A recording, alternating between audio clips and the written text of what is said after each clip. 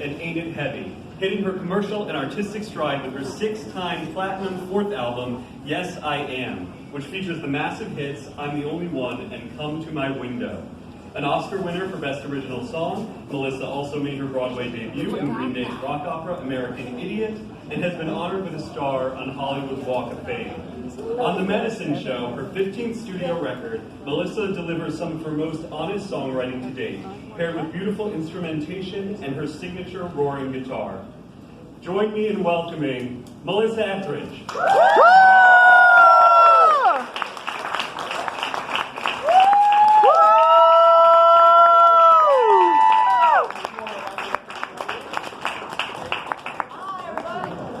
Hi, Melissa.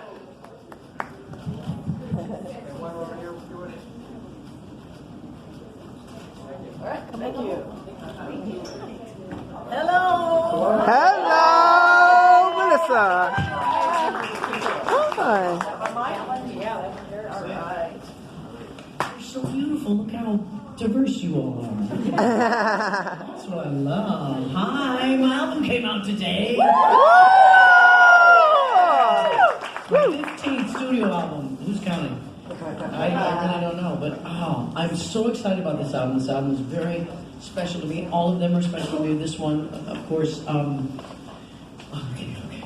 This one, I started in 2017, and I started by going to my bass player. He lives in Nashville, and he has a recording studio in his basement, and his wife, Wendy Moten, is an amazing singer.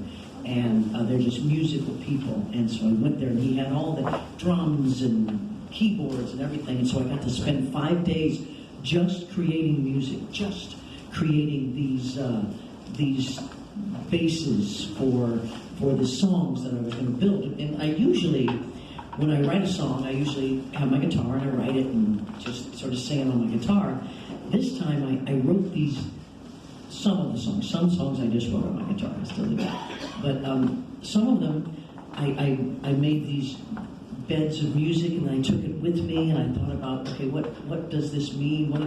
What are some of the inspirations I've been gathering, because it was getting very inspirational in 2017, and you know, not only my own personal inspirations, but what was happening around me. I mean, we've all sort of we've all been affected by you know, where our politics have gone and society, and we all worry, yet we all know that we're going to this amazing, beautiful place together. I cannot tell you how fun it is to look at you all.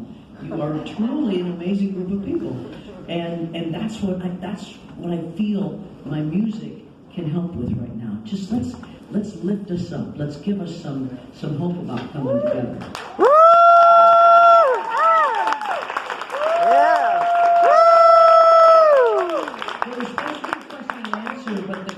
Lady didn't show up. There you go, the answer lady is here, but I will take some questions. Yes, sir. Hi, good evening. At this point in your life and in your career, who would you like to work with? Who would I? Oh, you know what? I have so many. I think about that all the time. I always say Steven Tyler because I've never sung with him, and I would really love to sing with him. But then I also think I would love to work with Snoop Dogg. You know, I would love to work with anybody who would love to work with me. You know how that? Because I can really fit in there with any of the music, and I would love that. Yes, you have a question. Can I hear your question? You can read it. Yes.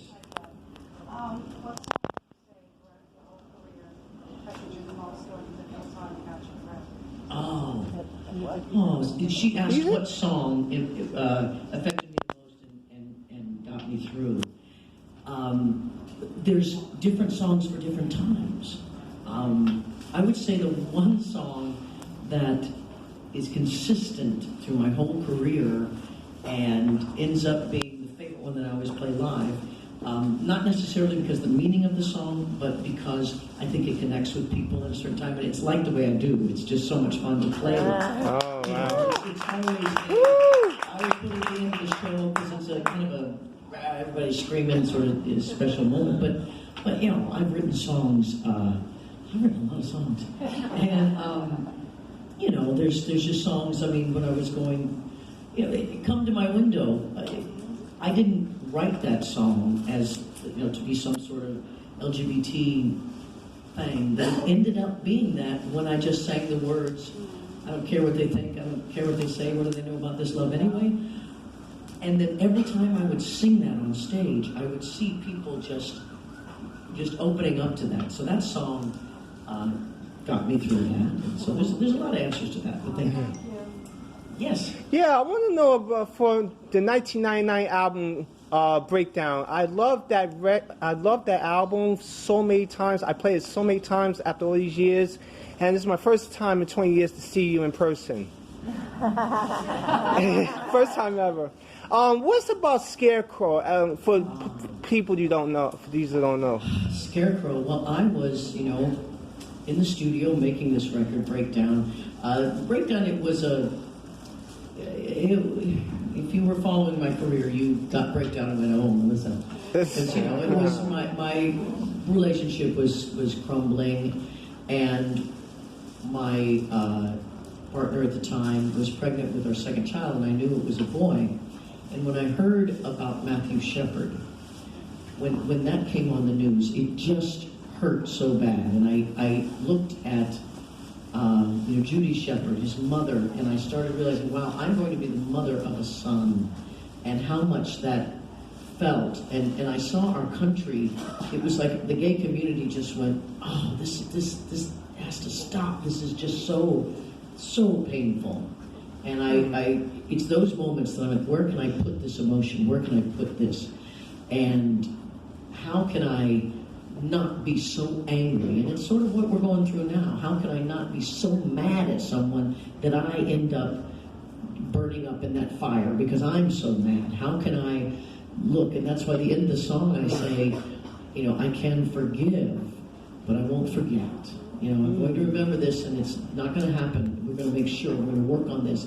But I can forgive because those boys who committed it came from somewhere, and it's let's get over this fear. Let's work through the fear of the other, which is so hideous in our society. I agree with you, Melissa. Thank you. Yes. And anybody else? Yes, ma'am. So you've been in a lot of songs. Would you be writing your memoir soon? Well, I wrote my last book. I say book because it was sort of ghostwritten by someone, and it was kind of me telling my story at the time to someone. And so my last book was The Truth Is, and it was great, but boy, I've lived a lot of life since then. The book. So I heard about really that. have a desire to write a book, but I want to go to a cabin somewhere. I want to sit down. I want to spend months telling my story in the way that I understand it now. Because as you get older, you look back at your past like, oh, I thought it was that, but it's really this. And you really start seeing the patterns in your life and the choices you make, and oh, I made that mistake again. I really want to write a book more from my heart and my voice. So hopefully I'll get that in the next few years. Yes, ma'am.